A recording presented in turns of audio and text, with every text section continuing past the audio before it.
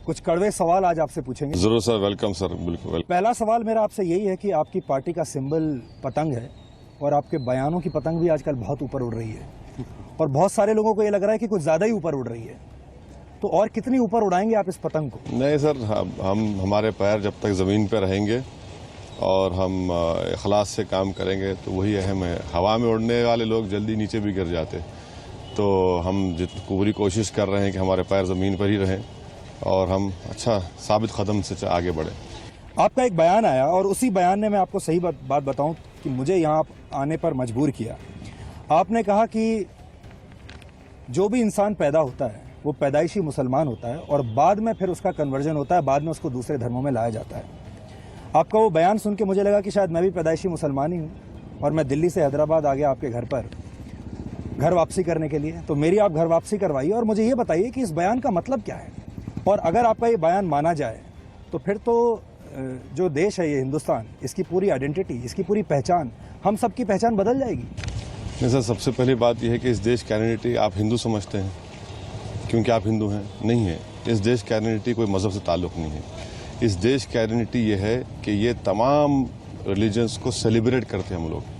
इस नेशन का कोई रिलीजन नहीं है। पर आपने तो ऐसा नहीं कहा। सुनिए बात, दूसरी बात, आप जो सवाल की बात, अच्छा सवाल किए। अगर आप मेरी स्पीच को फॉलो करेंगे, अफसोस ये है कि लोग कट एंड पेस्ट करके उसको सुन रहे हैं। मैंने कहा कि हाँ, ये हमारा अकीदा है, ये पूरे मुसलमानों का एक फेथ का हिस्सा है और मैं किसी पर इसको फोर्स नहीं कर रहा हूँ। मैं आपसे नहीं कर रहा हूँ कि भैया अगर आप इसको नहीं मानेंगे तो आपको हम राशन कार्ड नहीं देंगे। मैं ये नहीं कह रहा हूँ कि आप नहीं मानेंगे तो आप चोरी का सामान है।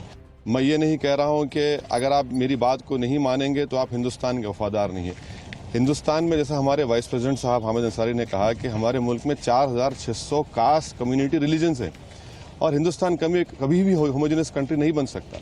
मैं अपने फेथ की बात किया और ये भी कहा हूँ कि आप इसको डिसएग्री करिए, मैं उसको रिस्पेक्ट करूंगा और मैं इसको नेशनलिज्म से नहीं जोड़ रहा हूँ जी। मैं हरगिज़, ये हो ना, हमारा फेथ का हिस्सा है, आप उसको मत मानिए। मगर ये कहना कि नहीं आप आइडेंटिटी बदल रहे सर, तो बताइए, इस मुल्क की आइडेंटिटी तो हिंदुज़म नहीं है ना इस्लाम है।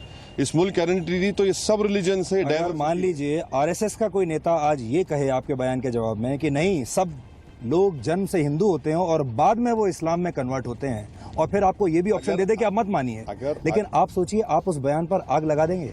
अगर आरएसएस वाले ये कहते हैं कि ये इनका हिंदू मजहब का अकीदा है तो हम उसको रेस्पेक्ट करेंगे। मगर वो तो ये नहीं कहते ना कि हिंदू मजहब का ये अकीदा है। लेकिन आप जिस भाषा का प्रयोग करते हैं, आप कॉन्वेंट एजुकेटेड हैं, लंदन में पढ़े हैं, हैदराबाद को बहुत एक तहजीब वाला शहर माना जाता है, लेकिन जब आपके बयान हम सुनते हैं, उन बयानों में वो तहजीब, वो एजुकेशन, वो लंदन की पढ़ाई, वो कहीं नज़र नहीं आती। अगर मेरी बात कड़वी लगती है, जैसा अभी आपके शुरुआत में कहा कड़वे सवाल करेंगे, तो बाज़ वक़्त जो है कड़वी बात करना पड़ता है। मगर वो कड़वी बात हम जब कर रहे हैं, मुल्क को कमज़ोर करने के लिए नहीं कर रहे हैं। हम ये कह रहे हैं कि हमसे इंसाफ करो आप, और हमारी लड़ाई जो है हिंदुस्तान के दस्तूर के, आइन के दायरे में रही है और इंशाल्लाह रहेगी। और जहाँ तक रहा सवाल तहजीब तमद्दुन का, हो सकता है कि मैं हैदराबाद की तहजीब को सही तरह से पेश नहीं कर रहा हूँ।